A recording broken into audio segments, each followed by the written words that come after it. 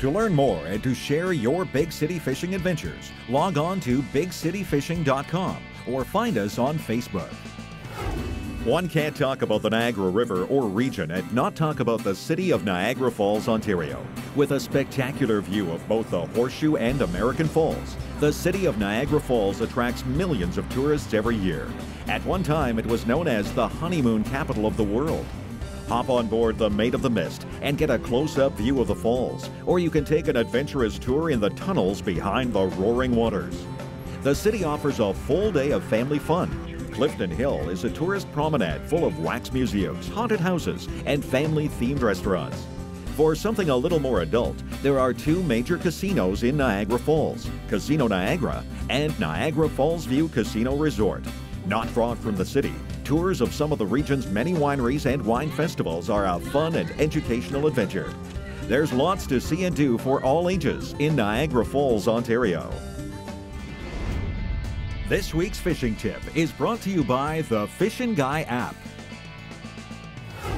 You ever wonder when you get to a body of water like the Niagara River, especially whether it's lower or upper river, the systems there have so many different fish, such a great variety of freshwater fish that are there, and you wonder, say, well, listen, you know, I know there's some steelhead there or some lake trout, but man, I didn't know they got smallmouth bass and muskie and walleye and all kinds of carp species and that. Well, if you want more information, the Fishin' Guy app has it all. All you have to do is just go to that location. So you do the lower Niagara, you get right in the area and it tells you the species that are there.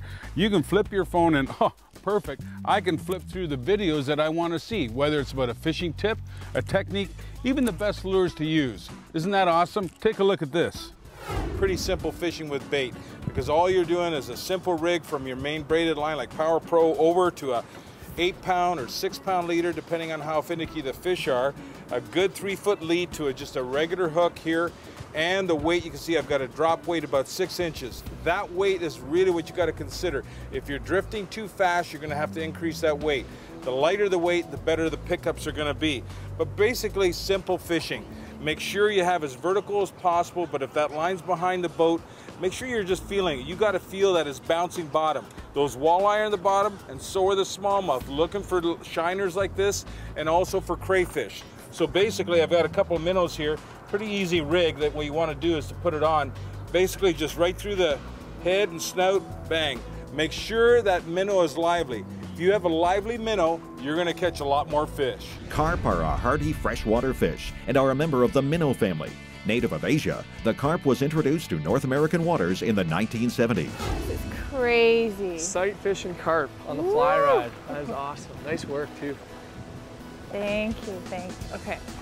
That's Just hold this down here, right? Oh, yeah, well, you don't even have to. It's got a drag on it, right? So it's just a give and take. When they want to pull, let them pull. He's a monster. Beauty. And then just gain on them when you can. Oh yeah. The water's cold, so they don't fight like they will in the summer, but see, I'm going against the rocks, the current. Yeah, that's right. Just let him go. When he wants to go, you let him go. But sometimes they rub into the rocks here on the shallows. And that's what I'm afraid of. That's okay though. So just put a little heat on him. We'll try to pull him out. You know what? I think it's almost done. Oh yeah. It's not fighting like it. Well, like it is a little bit colder. The water temperature is what, 50 degrees? Yeah, it was 51. Wow. Yeah, I wouldn't want to fall into that. No. It's good. Carp on the fly rod, Amanda. I was Grand River last season. I had one. I think it was same size fly rod. Yeah. And I was fighting it for a good 20 minutes or so. And just like that, came off. It popped off. Broke your line or through the hook? Well, no, we tried to net it and the net just snapped the line. Yeah. This is a little epic battle going on here on the Niagara. That's good. You're doing well though. Get your tip up. Let's get this sucker in the net if we can. Tip right up. Here comes. He's coming up. Holy gee! Come on, this guy's making me work. Okay, here we go. One more time. That's awesome. That's awesome.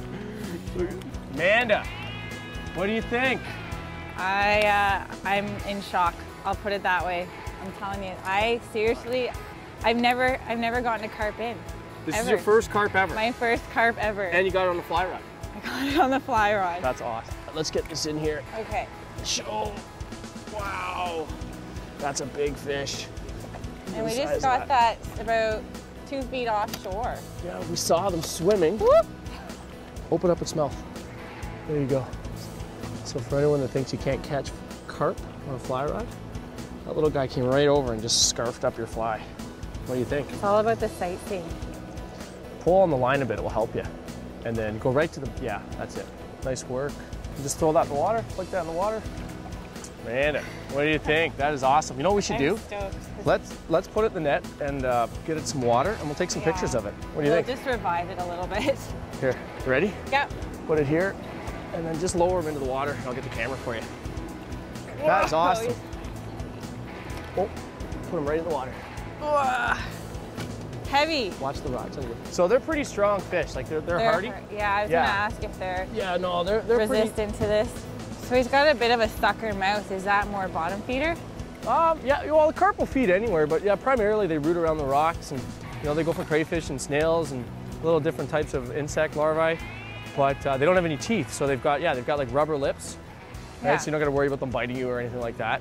And they'll eat a variety of different baits. You can pre-bait the area from shore, and use canned corn or different types of different carp baits that are made or available. But they also eat live minnows, live crayfish in this river, because that's any sort of fly though. What about surface flies? That would be. I think in some areas you can catch them on the surface, but here I do better when I go down to the carp. Yeah? So we cast the fly towards the fish and work it right, and here's the results. Here it goes. Looks good. Looks good. Sad to see it go. What do you mean? All right. Big fish, your first carp ever? Yeah. Nice I'm gonna work. remember this moment forever. That's great. That was incredible. You know what we should do? What? We should get another one. Bigger? Sure. Yeah? Sounds good.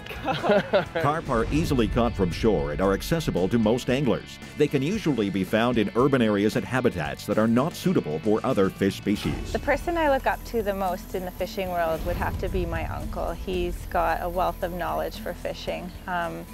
Every time I head up to Collingwood, I stop in at his place and he gives me about an hour seminar of what's good, what's running, what color of lure to use, using either orange for salmon, or what live baits are good for what fish. He's great. He's always been someone I've looked up to, and whenever we can, we get out on the waters on Georgian Bay and catch fish.